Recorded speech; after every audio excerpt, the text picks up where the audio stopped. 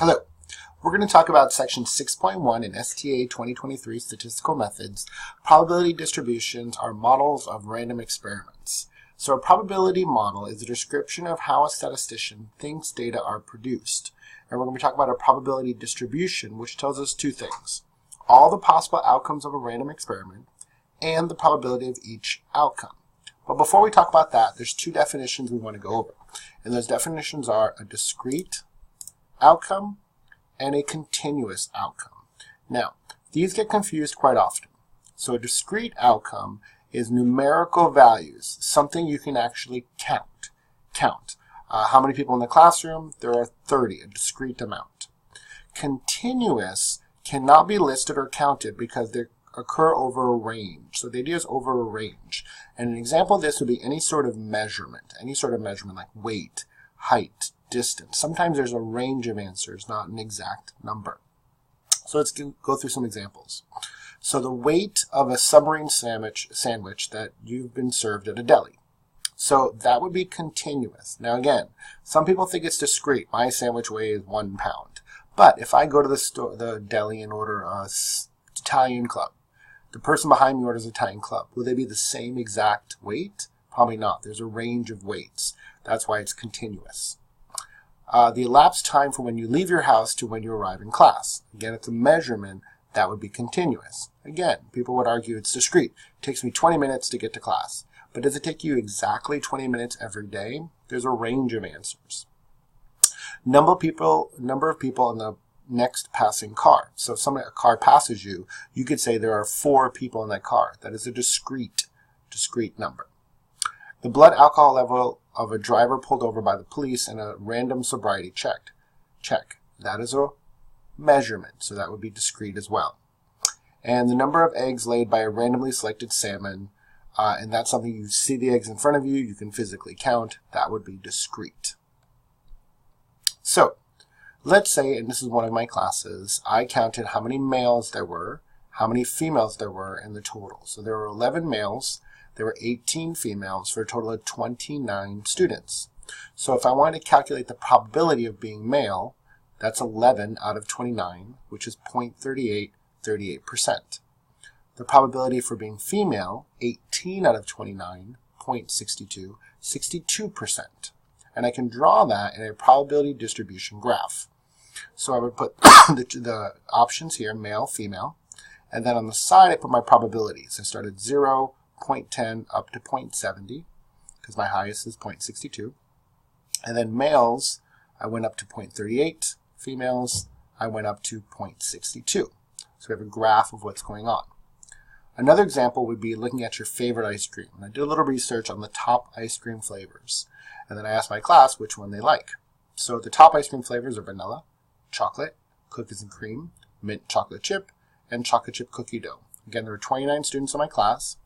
3 chose vanilla, 4 chose chocolate, 12 chose cookies and cream, 5 chose mint chocolate chip, 5 chose chocolate chip cookie dough, and the class chose the most popular ice cream flavor of cookies and cream. So to find the probability, you take how many, like for vanilla, 3 people chose vanilla out of 29, that's 0.10, 10%. 4 chose chocolate out of 29, 0.14, 14%. 12 out of the 29 chose cookies and cream, 0.42, 42%. 5 out of 29, 0.17, 17% chose mint chocolate chip. And again, 5 out of 29, 0.17, 17% chose chocolate chip cookie dough. They all sound amazing. Total is 100%. This side adds up to 1. And then my graph, I put my choices on the x-axis, vanilla, chocolate, cookies and cream, mint chocolate chip cookie dough. And then my probabilities on the y-axis, I went from 0 to 0.5 this time. And you can see the lines going up to their corresponding probabilities. Another way of looking at this is discrete distributions can also be equations. For example, the chance of having a boy or girl is 50-50. So this one is the probability of having X children before the first girl is a half, 50-50, raised to the X. So we're not looking at each outcome being boy or girl. We're looking at the chance of having a girl, and then the second also being a girl, the third also being a girl, the fourth also being a girl, so forth and so on. So the idea is that eventually we're assuming a boy would pop out. So what's the likelihood of having all girls or all boys up to a certain number? So we look here and we said the chance of having the first one being a girl is 1/2 to the 1, 0.5. The chance of having the first two be girls is 1/2 to the 2, 0.25. The chance of having 3 all be girls is 12.5%.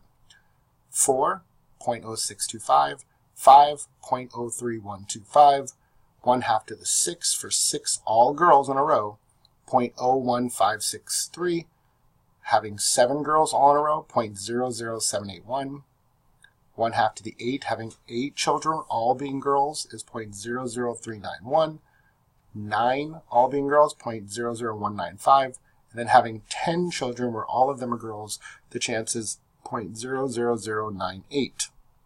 Again, in the conversation in class, I think the most someone had was 6 children all being girls, and there's like a 1.5% chance of that happening.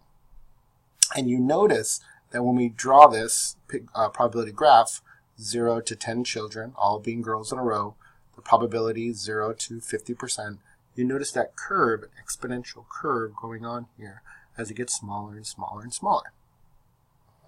So that kind of leads us to our probability continuous. That was discrete. Now we're going to talk about continuous probabilities are represented as area under the curve. A probability density curve is the probabilities for a continuous valued random experiment are represented under the curve being 100%, 1. And there's some examples here, but we're really going to tackle them when we get into 6.2. Thank you.